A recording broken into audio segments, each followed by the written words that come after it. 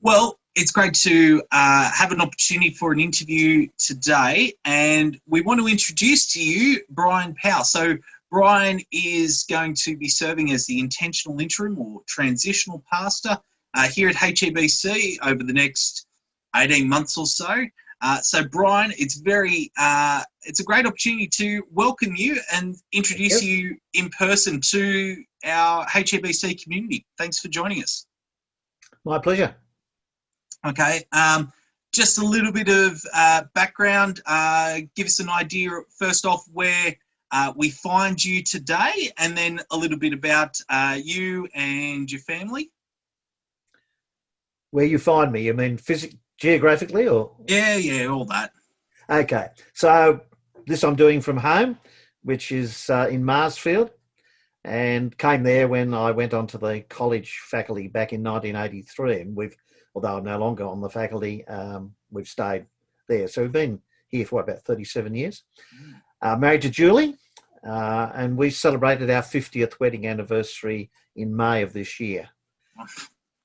So been together for quite a while and very happily. Two children, twins, Adam and Megan. And Adam lives in Brisbane and is an industrial chemist. Megan lives in Thornlea in Sydney and is a Baptist pastor, but she specifically works for the Australian College of Theology at the moment. Then we have 5 grandchildren. Our daughter gave birth to 2 sons. They're both in high school, and but has recently added a daughter, to us a granddaughter. A close friend died last year, and Megan and Anton had agreed to look after her. So she's got an adoptive granddaughter or daughter, and we've got an adoptive granddaughter. Our son has 2 daughters, so they're other granddaughters, and they're all 5 are in various stages of high school. Okay. And some of our church people may have heard Megan on the podcast With All Due Respect, which we mentioned in the newsletter a couple of months ago now. So Megan and Michael Jensen, it's a great project there of 2 people being able to come together and discuss things in kind and caring and respectful ways, coming from very different perspectives. If you haven't picked it up, check it out. It is a good listen. Okay, so some people will know you from about 40 years ago or so, Brian. Yes. Others won't. Some of us weren't born 40 or so years ago. But you've got some historical ties with HEBC, going back to the 70s and 80s. Just maybe it's a little bit about your connection back then. Yeah, so I was a high school teacher before I went into the ministry, and we had a rented place, and then we bought a unit over where Julie came from, over Narwee Way, and went to Narwee Baptist Church. And then we got to a point where we thought we could manage to buy a house. We had little children, just toddlers, and but by then, 1975, I was promoted to be head of English at Janelli Boys High. So we looked in that area and found a place at Loftus, and then began attending HEBC. And hadn't been to church terribly long, about 6 months. There was a vacancy for secretary, and so I spent several years, not that many years, we weren't at the church for very long, but I spent about 3 years as church secretary. And I was a member at Heathcote Engadine when I came to the conviction that God was calling me into training for the ministry. And I spent 1 year, my first year at Morling College, that wasn't called that then. I was still at Heathcote Engadine, but moved into a student observer role / elder. Okay. So 6 months at a church before you get tapped on the shoulder to become secretary. That's that was pretty quick. In fact, it wasn't strictly according to the Constitution, but it's a an object lesson in my mind that got to be careful with constitutions. Sometimes we think we know what we want, what will be right for the future, and we don't trust the people who'll be there at the time enough. So they had to find ways around that. But what happened was the then Secretary Max Percy was in a very demanding job in merchant banking and felt he really couldn't continue, but they didn't have anyone in mind. He and Trevor Fist, the senior pastor, but they knew they'd had some connection with Julie through her social work, or Trevor had, and I guess heard a bit about me. So Trevor contacted Mike Dennis, who was my pastor at Narwee, before I even arrived, and said, "Look, what can you tell me about this Brian Powell?" So when I arrived, he was already thinking I might make a secretary.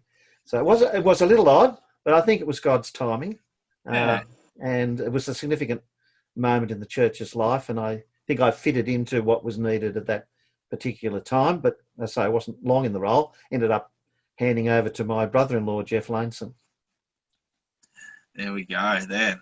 So moral of the story: know your documents. Yeah, that's right.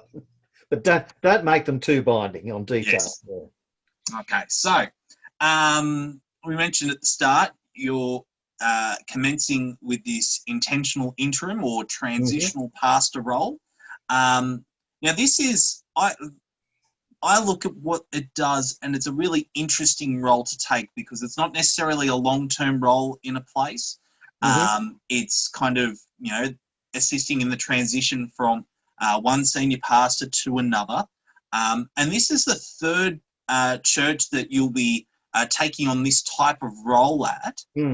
I wonder what it is about the transition process, coming in as an intentional interim, that you enjoy.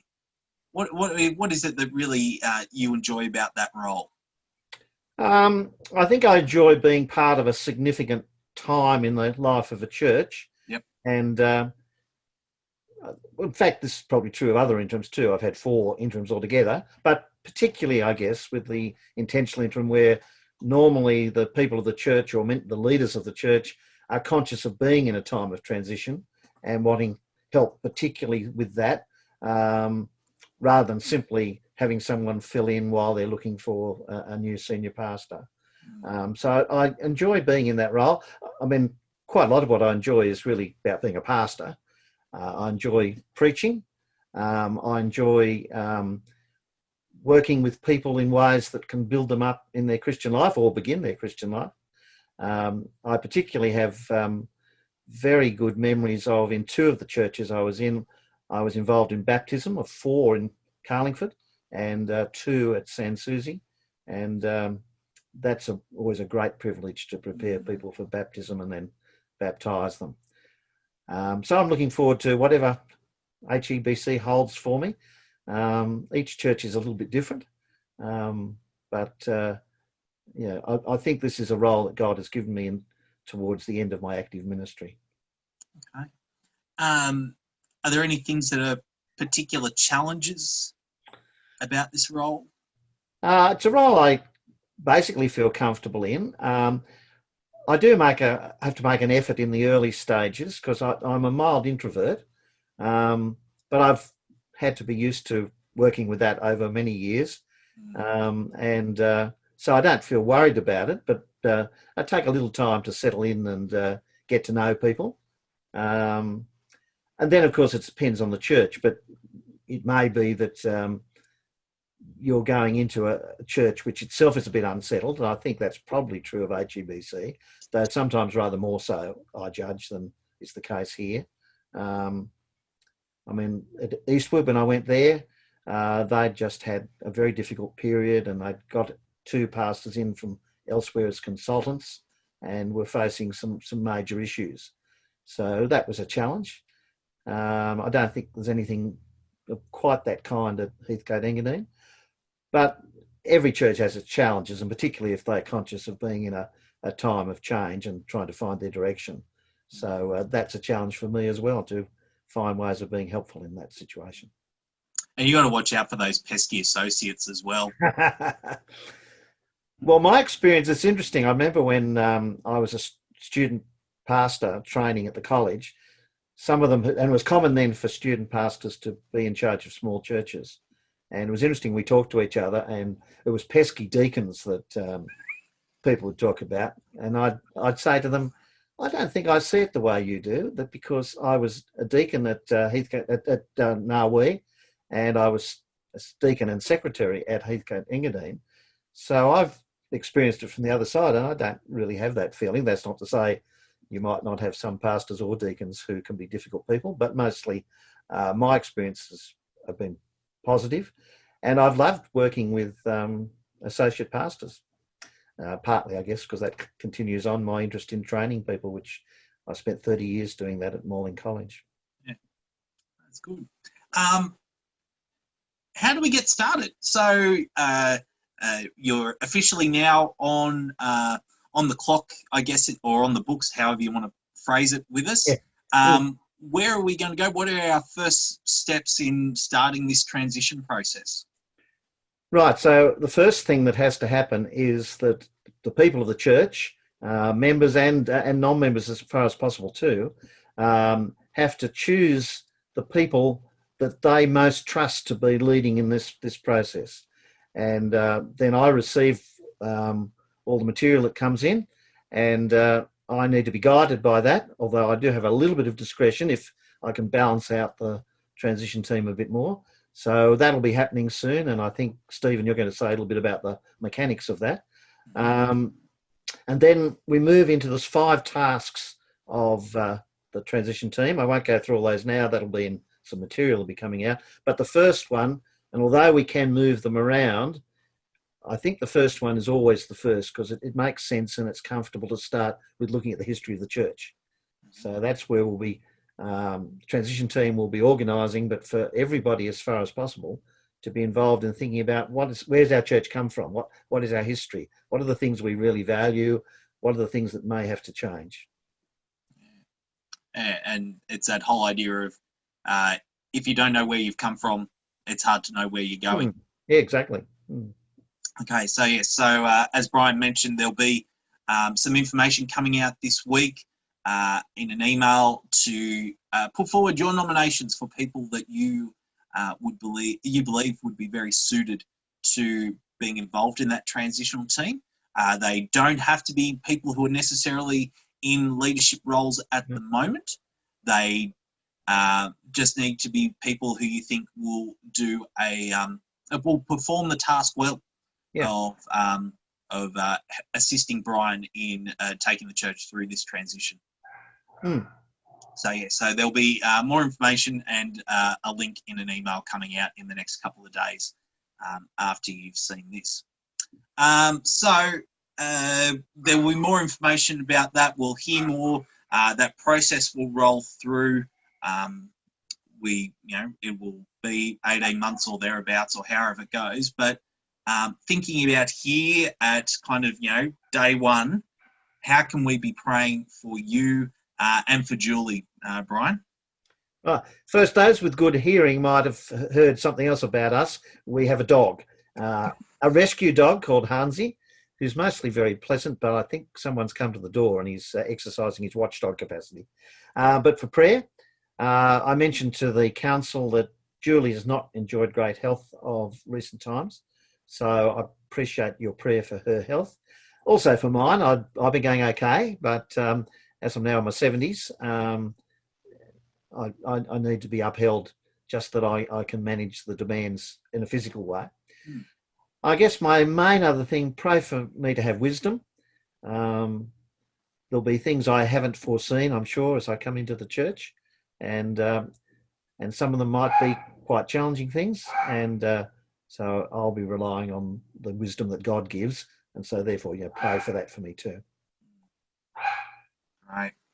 Well, it almost sounds like we need to let you go to get to the door there. But Brian, it's great to have you join us. We are definitely looking forward to your time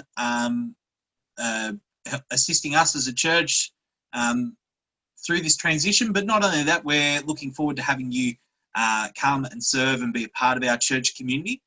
We'll be looking forward to being able to do this in person and Lord willing, that time will come very soon as well. But let me also, as well, formally welcome you into membership here at HEBC. Thank you. We'd usually kind of, pass the certificate and extend the right hand of fellowship. So I'll do that virtually to you now. There we go. Beautiful. But yeah, we'll look forward to hearing more about you, getting to know you over this time, but also working through those 5 tasks in the transition process. So thank you very much for joining us, and we'll hear a little bit more from you next week. Thank you, Stephen. I look forward to meeting people bit by bit. Bye.